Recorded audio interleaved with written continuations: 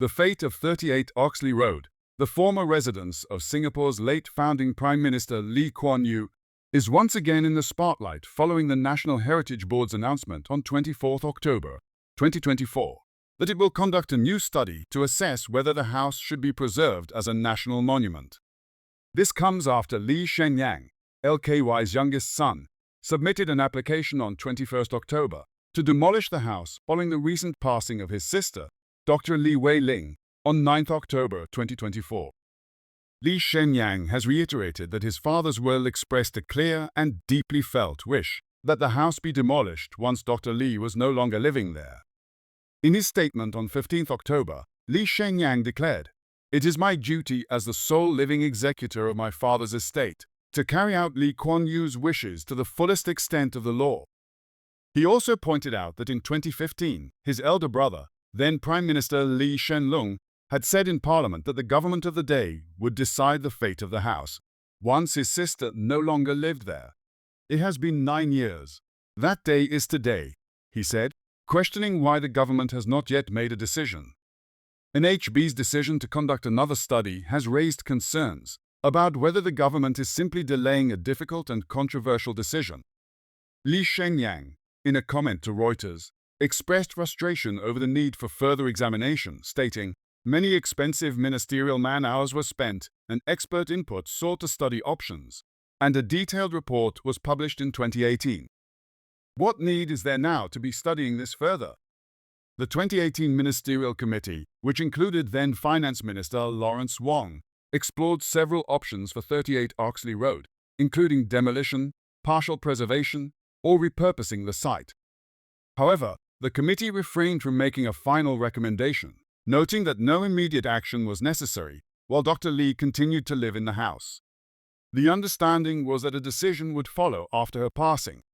It was also publicly known that Dr. Lee had been severely ill, having battled progressive supranuclear palsy since 2020, a rare neurological disorder that significantly affected her movement and health. While PSP generally results in a life expectancy of 5 to 10 years, studies indicate that for older individuals, particularly those in their 70s and beyond, it can be as short as 3 to 5 years. In a poignant post in March 2023, Lee Hsien Yang revealed that Dr. Lee had become extremely unwell. He expressed deep sorrow over the possibility that he might never see his sister again, due to his own circumstances. In light of these circumstances, the committee ought to have prepared itself for the eventual decision, considering LKY's expressed wishes in his will, which stipulated that the house be immediately demolished once Dr. Lee no longer resided there.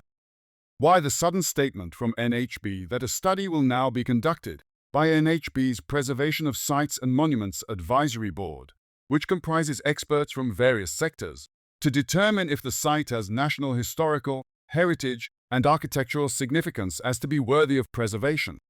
This is especially notable given that a professional study had already been conducted by Alfred William Lermit and Johannes Westerhout Architects and Surveyors, commissioned by NHB, which was included in the Ministerial Committee report in 2018. So given that the committee's work was comprehensive, and Mr. Wong, now Prime Minister, was deeply involved in the discussions, it is puzzling to some why a decision has not been made, and why a new study is suddenly being commissioned, only after Lee Hsien Yang made the application for the house to be demolished. Adding to this is the comment by Minister for Culture, Community and Youth, Edwin Tong, who took to Facebook following the NHB's announcement.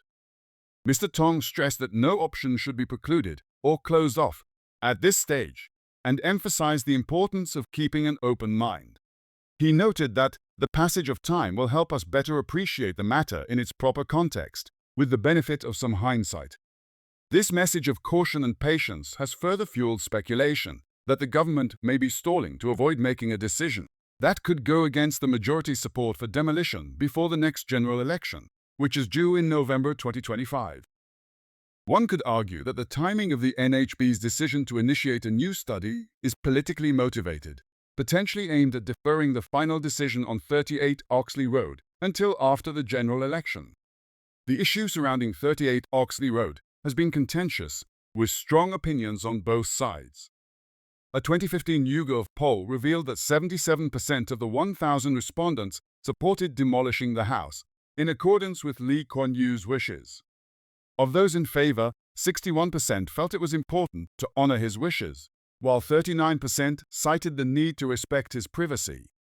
However, a smaller group viewed the house as a site of historical significance that should be preserved. This minority view is aligned with the position of the PAP government, whose cabinet members have expressed a preference to preserve the house, despite Lee Kuan Yew's explicit wish for its demolition. In his 2017 ministerial statement, then Prime Minister Lee Hsien Yang explained that he had informed his father that, based on the minister's views and public opinion, it would be difficult for him to override the cabinet and prevent the house from being preserved after his passing. I didn't deceive my father. I explained to you yesterday how my father's primary wish on the house has always been clear. He always wanted it knocked down.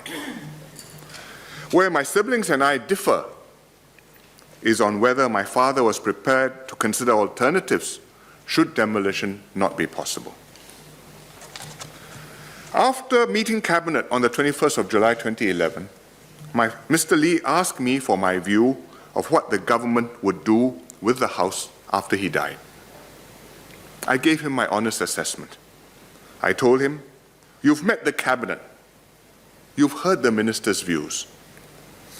If I chair the Cabinet meeting, given that these are the views of the ministers and the public, I think it would be very hard for me to override them and knock the house down. I would have to agree that the house has to be gazetted to be kept." This belief that the house would eventually be gazetted also led to it being willed to Lee Hsien Yang, instead of being equally divided among the 3 children as originally intended. Making a decision before the election risks alienating the majority of the electorate, as the PAP government's likely position to preserve the house goes against public sentiment for demolition.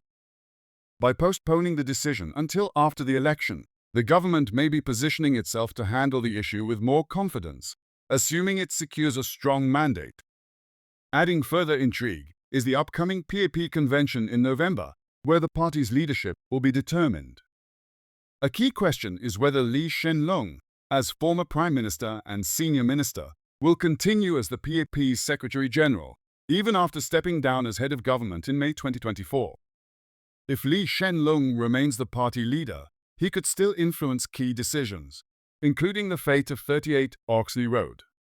His central role in earlier discussions about the property, along with his personal connection as LKY's eldest son, raises questions about how much sway he may still hold. Although he claimed to have recused himself from direct involvement due to family conflicts, his continued leadership would likely shape the party's broader approach to the issue.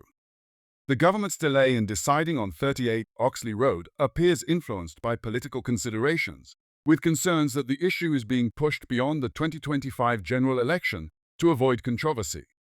If the PAP secures a strong mandate in the upcoming election, it may feel more confident in deciding whether to demolish or preserve the house. Alternatively, the government may believe that even without a strong mandate, Singaporeans will have moved on from the issue by the time the next general election arrives. Meanwhile, Lee Hsien Yang remains committed to honoring his parents' wishes, pushing for the house's demolition. As the sole legal owner, his application to demolish the property remains pending, while the government conducts further studies. With public sentiment largely favoring demolition and the groundwork laid since 2018, many are left wondering, why the delay? In his swearing-in speech as Prime Minister, Mr. Wong said, "Shaped by these experiences, our leadership style will differ from that of previous generations. We will lead in our own way. We will continue to think boldly and to think far." Whether Lawrence Wong is prepared to make a decisive call on the fate of one of Singapore's most iconic properties, acting as his own man, remains to be seen.